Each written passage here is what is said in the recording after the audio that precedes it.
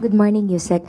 Yusek Defense Counsel Mark Vinluan during the impeachment trial emphasized their position that the statements made by VP Duterte were not threats in the first place dahil ito raw po ay pagtugon lamang sa Q&A. Kung ito ay hindi threats, ano pa ba ang maaari nating i-define sa salitang threats? So, ang ganitong klase na pagresponde ay normal at dapat na i-justify at i-tolerate? Tandaan po natin, ang pinagbantaan dito, hindi lang actually pagbabanta, dahil may kinausap na tao na handang pumatay.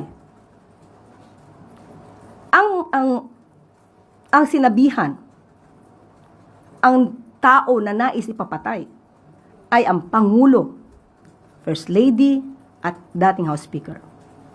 Hindi ito simpleng grave threats na maaaring isampa dyan sa korte. Hindi involved dito ang simpleng tao. Ang pinag-uusapan po natin dito ay Pangulo. Ito ay issue about national security. Ibig bang sabihin ng kanyang mga abogado na kahit sino na lamang na Pilipino o kahit sinong tao ay dapat or maaaring magbanta sa buhay ng isang head of state? Hindi normal ang ganitong klaseng depensa. Kaya sasabihin nila na isang pa na lang to sa korte, hindi po to simpleng grave threats. Ang pinag-uusapan natin dito ay buhay ng Pangulo, buhay ng head of state ng Pilipinas.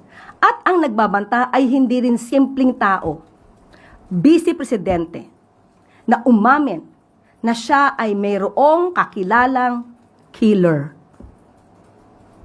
Hindi pa ba assassination plot ang pinagsasabi ng Vice Presidente noon? Kung hindi, ano yun?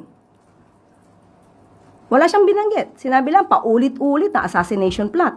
So kung hindi ito assassination plot at walang pagbabanta sa buhay, ano ang ginawa ng Vice Presidente? May iba ba siyang meaning sa mga sinabi niyang yon?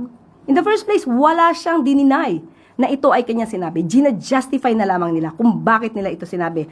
Dalawang reasons kung bakit niya daw ito sinabi ayon sa kanyang mga abogado. Una, di umano ay oppressive ang House of Representatives patungkol kay Attorney Zuleika Lopez. Pangalawa, dahil di umanong may grave threats. So itong mga justifiable reasons na to, since sila ang nag-bring up, sila ang dapat magpatunay kung totoo ito.